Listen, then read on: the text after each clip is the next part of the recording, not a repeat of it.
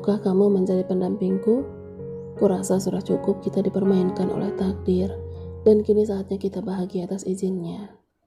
Kahyangan hanya mengangguk lalu tersenyum simpul, dan sedetik kemudian dia menundukkan pandangannya lagi. Apa jawabannya iya? Bumi kembali memastikan. Iya, aku menerima tawaranmu untuk menjadikan aku pendamping dunia sampai akhiratmu. Jawab Kahyangan tegas tanpa keraguan sedikit pun dalam hatinya. Alhamdulillah, bisa kamu ikut aku? Kemana? Tanya Yayang sembari menautkan kedua alisnya. Di rumah utama ada acara. Aku ingin membawamu ke sana karena Opa dan Mama pasti senang melihatmu. Ajak Bumi yang sangat berharap Kahyangan menyetujui keinginannya.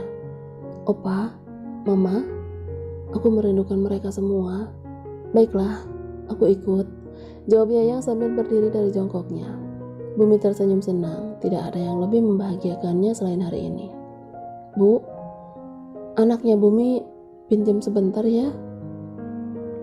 Janji gak akan lecet kok, ujarnya sembari mengusap nisan Nyonya Merlin, dan itu membuat Kahyangan terkekeh karena merasa sikap Bumi masih saja manis pada ibunya walau kini telah tiada. Yayang pamit ya Bu, Yayang janji esok atau lusa akan kemari lagi.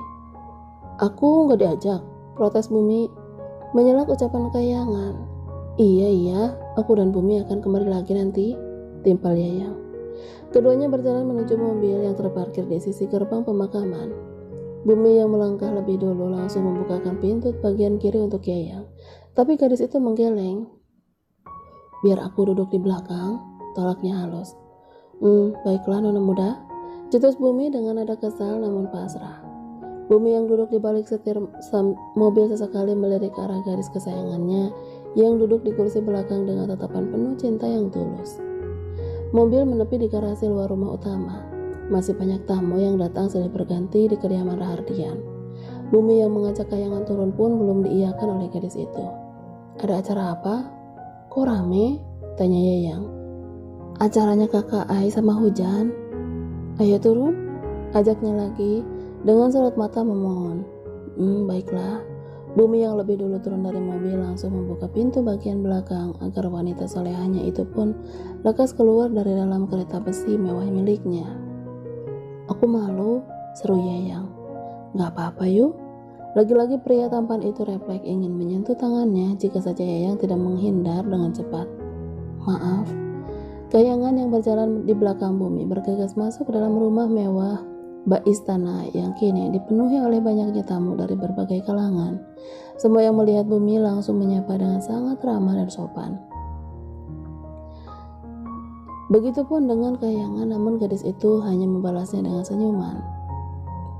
Kita langsung ke ruangan tengah ya, ucap Bumi yang diiyakan oleh Kahyangan lewat anggukan kepala. Bumi kembali mendekat dan menyapa Tuan Besar Rahardian, dan betapa terkejutnya pria bayi itu saat melihat ada seorang gadis yang amat ia rindukan ada di sisi cucu kebanggaannya. Opa, sapa Bumi dan Kahyangan secara bersamaan. Kahyangan, itukah kamu nak? Yayang langsung bersimpul dan mencium telapak tangan Tuan Wisnu dengan takjim. Dia merasa tenang dan terharu saat kepalanya diusap lembut oleh Opa. Maafin Yayang yang baru datang, ujarnya di sela isak tangisnya. Tidak apa, ini memang tempatmu pulang. Opa akan sabar menunggumu di sini. Iya, Yayang pulang. Opa Yayang udah pulang, ujarnya sambil memejamkan mata saat Opa menghapus air matanya yang mengalir deras ke pipi putih mulusnya. Jangan pergi lagi, tetaplah tinggal di sini. Apa kabar? Tanya Hujan saat calon adik iparnya itu berhambur memeluknya. Aku baik, bagaimana denganmu? Kahyangan balik bertanya. Opa yang melirik ke arah Bumi pun langsung melempar senyum haru dan bahagianya, karena kini dua gadis cantik yang akan melahirkan generasi penerus keluarga pun sudah ada lagi di depan mata tuannya. Jika Allah ingin menyambut nyawaku hari ini pun, aku siap. Kedatangan Melisa, Reza, Oma, dan Air sontak membuat dua gadis cantik itu berhenti berbincang.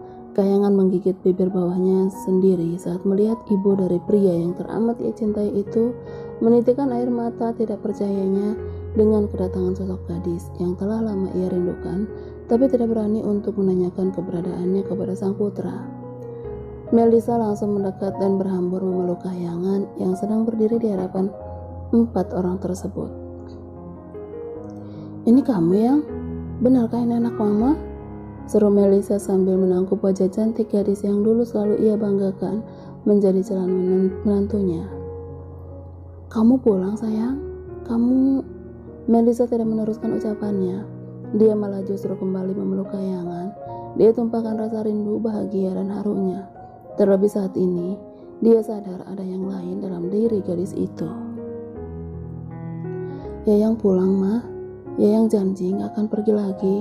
Yayang akan selalu jadi anak mama," ucap Kahyangan di sela isak tangisnya. "Mama senang kamu kembali.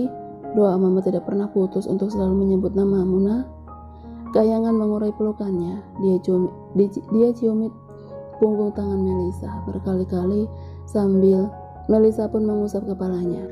Hal yang sama dia melakukan juga kepada Oma dan Reza, tapi tidak dengan pria yang memiliki wajah begitu mirip dengan Bumi. "Apa kabar, Ai?" sapa Kahyangan dengan kedua tangan menangkup di depan dadanya. "Baik, gue harus baik demi jagain Bumi yang hampir gak waras," jawabnya sambil terkekeh, yang juga langsung disambut gelak tawa yang lainnya. Hubungan keduanya memang sedikit merenggang sejenak semenjak memiliki pasangan masing-masing. Namun Air masih bersikap sewajarnya agar bisa mengurangi rasa canggung, karena bagaimanapun pernah ada kenangan dan bentuk perhatian lebih di antara keduanya. Selepas acara air dan hujan selesai, kini hanya tersisa keluarga inti Rardian di ruang makan untuk mengadakan makan malam bersama. Setelah selesai seharian ini banyak menerima doa dan harapan dari para tamu yang datang. Hanya dentingan garpu dan sendok yang saling bersahutan selama mereka menikmati hidangan yang pastinya menggugah selera. Tidak ada yang berani mengangkat bicara kecuali Tuan Besar sendiri yang memulainya.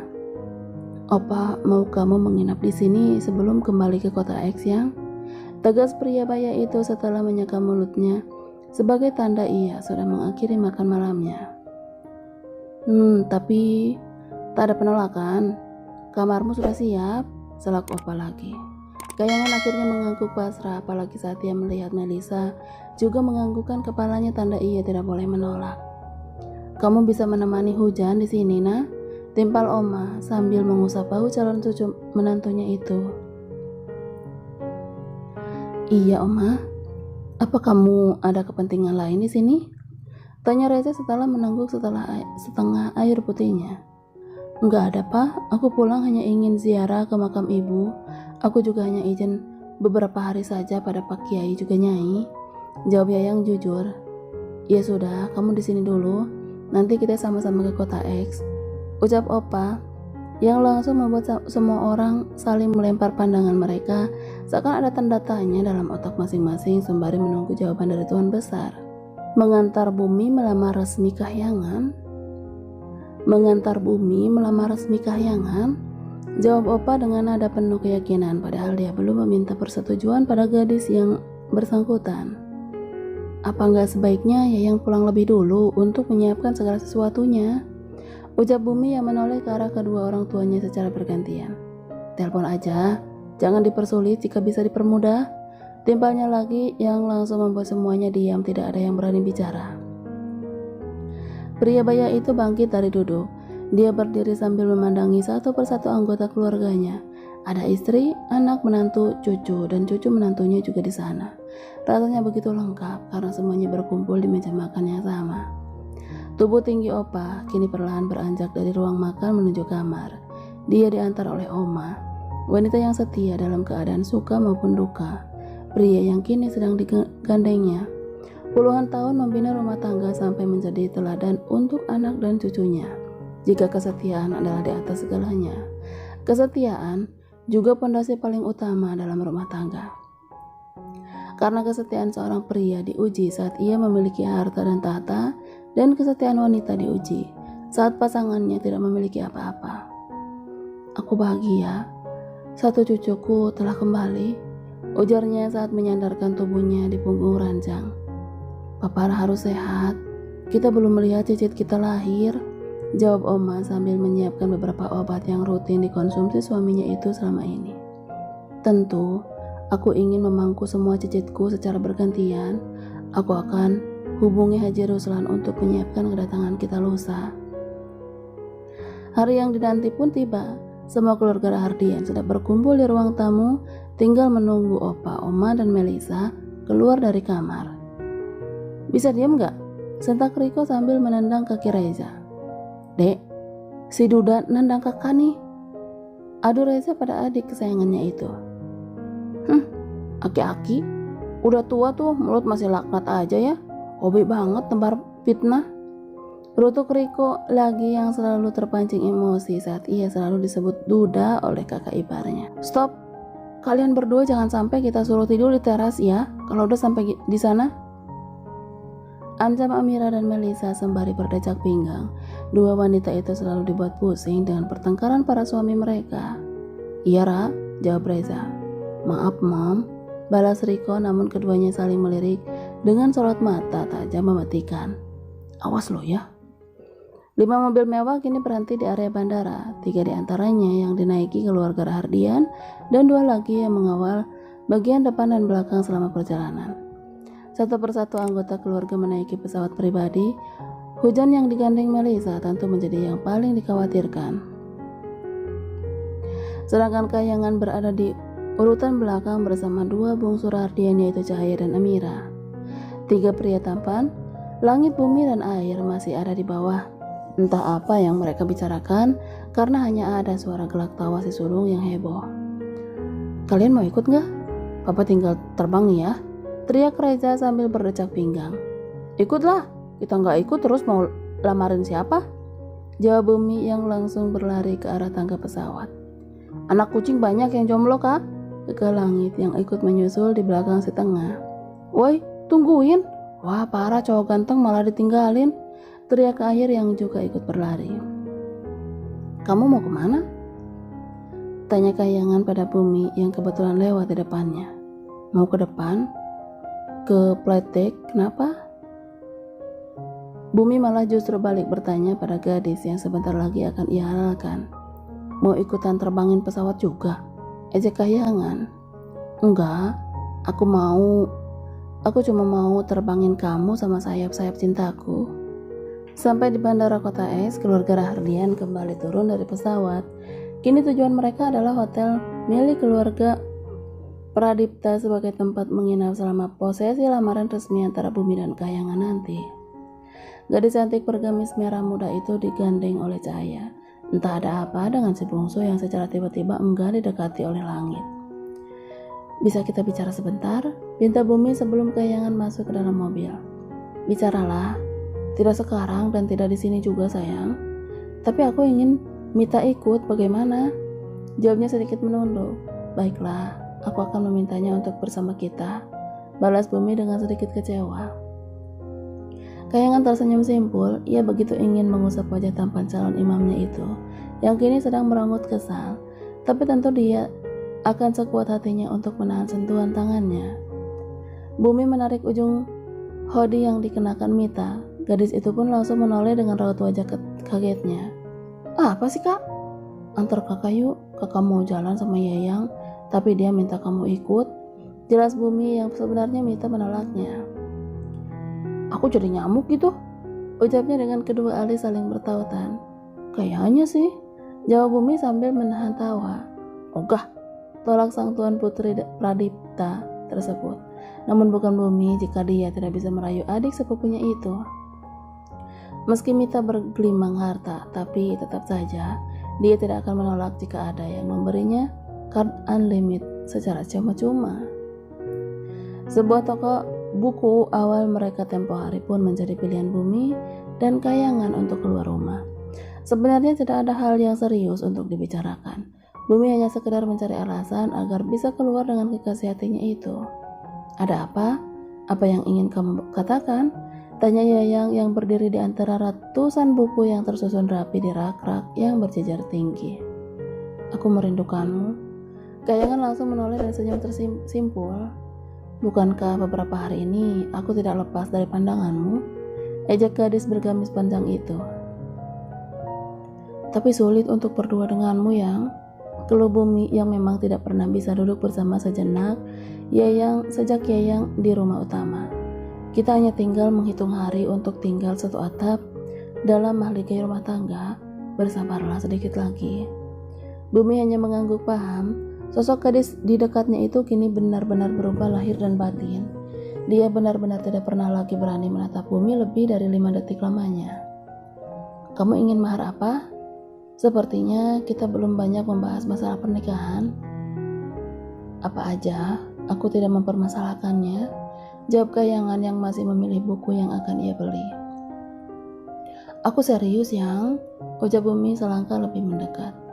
Aku pun serius, aku tidak akan memberatkanmu sebagai pihak laki-laki untuk memberi mahar untukku meski itu adalah aku. Tegas Yayang, senyumnya begitu cantik karena ada keikhlasan di balik semua yang ia katakan. Mahar itu hanya sebuah tanda pengikat pernikahan yang terpenting bagiku. Cukup kamu menempatkan aku menjadi satu-satunya dalam hatimu. Tambahnya lagi penuh harap. Kamu masih meragukan hal itu? Balas Bumi. Tidak, aku yakin kamu akan melakukan hal itu. Keduanya kembali diam dan tenggelam dengan pemikiran masing-masing. Tidak ada yang memulai obrolan sampai akhirnya Mita datang dan merengek ingin pulang. Udah puas ngajak pulang, curang. Ketus Bumi si pria dingin yang sulit sekali disentuh oleh siapapun. Memang urusan kalian berdua belum selesai? Tanyanya menatap dua pasangan menuju hal-hal itu satu persatu. Urusan kakak dengannya tidak akan pernah selesai. Mitanya terkekeh sembari menggandeng tangan Kayangan. Wanita dewasa yang sudah membuat kakak sepupunya itu puas mengalami patah hati abadi. Kalian nanti akan menikah.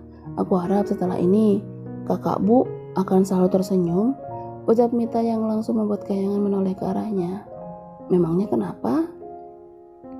Kak Bu itu hidup segan, mati tidak mau.